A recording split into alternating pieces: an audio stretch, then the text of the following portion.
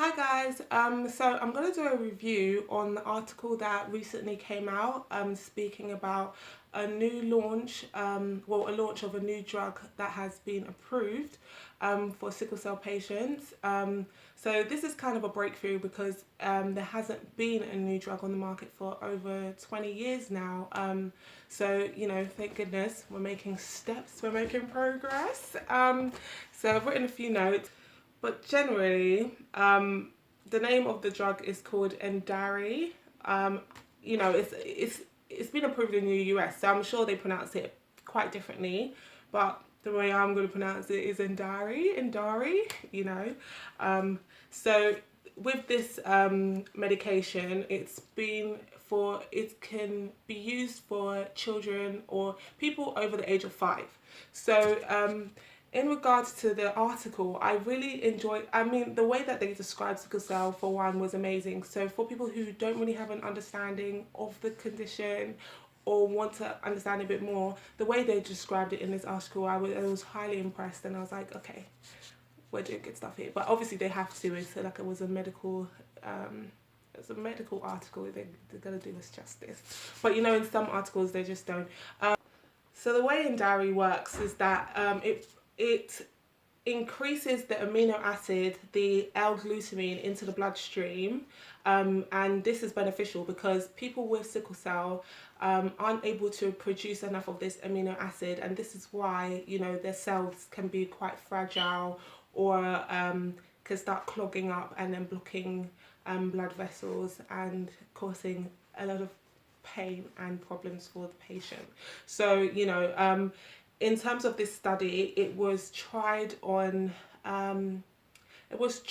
people between the ages of 5 and 58, and they noticed that the people that were taking this medication were having fewer hospitalizations or shorter trips when they were going to the hospital, in comparison to the people that took the placebo, so the ones that took the one that wasn't the actual medication.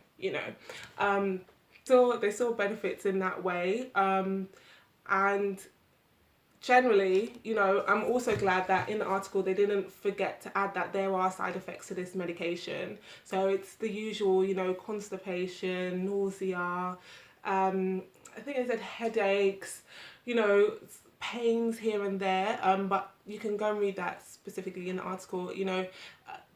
We as sicklers have tried quite a few medications, so we do understand that there are side effects, and if we could avoid those, we would, maybe do some research and find ones that don't have side effects, please. Yes, so generally, I would definitely advise people to read this article because for one, it gives you a decent description on what sickle cell is if you don't know, and for two, it helps you understand this new medication that's on the market. But I would also say that if you were looking to try this, you should definitely do thorough research as well as speaking to your health professionals, because in case you are on other medications or you're taking anything else, you don't want to have any drug interactions, you don't want to cause yourself more problems, more harm, by just taking a cocktail of things. So thank goodness there is progress being made. They also mentioned that there are a dozen other medications still in development stages, so hopefully sooner or later they'll come out soon. But I'm a patient living in the UK, so I haven't read whether this has, I don't know if it's even been approved in the UK or not. We've still got some time to wait, but to be honest, all I'm hoping for is that there's enough research out there to help improve the quality of life for most sicklers, because yes, some sicklers do have great quality of life, but not all do, and if research can be put into that, that would be great. So thank you for listening, and hope you have a good day. Bye.